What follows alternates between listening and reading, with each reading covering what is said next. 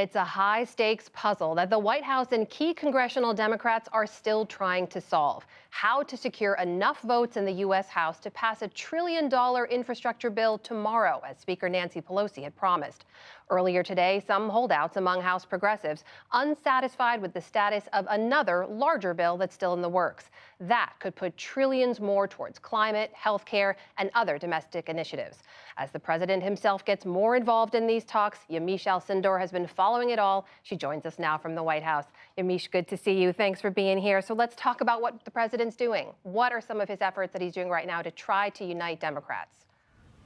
Well, there is an intensifying feeling of urgency here at the White House today as President Biden is scrambling to try to get Democrats united behind these two big infrastructure bills, $1 trillion as the bipartisan bill, and then, of course, a $3.5 trillion bill that is Democrat supported right now, even though not all of the Democrats are on the same page. The president was supposed to be in Chicago today talking about vaccine mandates, talking about companies that have adopted vaccine mandates, but instead he postponed that trip, signaling that he needed to be here to talk to lawmakers. And just in the last hour, he was talking to both House Speaker Nancy Pelosi as well as Senate Majority Leader Chuck Schumer. And I'm told in those meetings with lawmakers, including Senator Sinema and Senator Manchin, that the president is really doing two things. He's one, explaining to senators and to lawmakers, here is what my legacy is. Here's what my agenda is. Here's what my wants for the American people are. The second thing he's doing is saying, what can I do to try to get you to yes? What can I do to try to get you on board with this plan for these two big bills to pass together?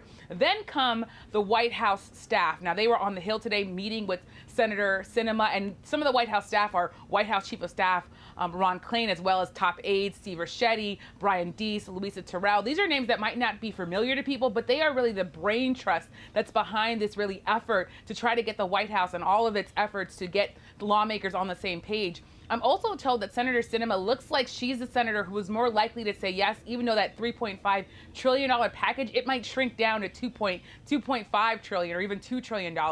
I'm also told that Senator Manchin is the one that is the harder sell here. And just in the last hour, Senator Manchin put out a statement that did not sound like he was getting any closer to that reconciliation bill, supporting it. He put in part, spending trillions of dollars, in his words, is like, quote, fiscal insanity. He also wrote that Democrats should not, quote, vengefully tax the wealthy. That, of course, is in stark contrast to what progressives have been saying. So a lot here, with the president at the center of it. Yamiche, the pressure is building. There is that self-imposed deadline. Speaker Pelosi said that vote on infrastructure is happening tomorrow. What's the sense in the White House today? Well, the president is under enormous pressure. The next 24 hours is going to be critical for whether or not President Biden can really get this done, because Nancy Pelosi has said that she wants to bring that bipartisan infrastructure bill to the House floor, because she's promised that if it has the votes, it will go to the floor. Now, here's what the White House press secretary Jen Psaki said just a few hours ago, talking about the intensity of this moment. The president, just to give you an update, is going to be working around the clock the rest of the today, overnight, into tomorrow morning, and we're going to be working in lockstep with Speaker Pelosi. The president has been clear about his commitment to getting both pieces of legislation passed, both of them through. So right now what we're navigating through and we're working through is how we can get agreement, of course, 50 votes in the Senate on a reconciliation package. Press Secretary Jen Psaki also said that this was a, quote, precarious and important time in the Biden presidency. This, of course, is his whole agenda hanging in the balance. He has promised transformational change. He ran on the idea that he was the deal maker, that he could use his decades in service, in government, to get a deal done. Now, whether or not that actually happens will be the biggest test of his presidency here. So you heard in the White House press secretary really doubling down on this idea that the president understands the moment and wants to get this done. Big day at the White House. Yamiche Alcindor is covering it all. Thanks, Yamiche.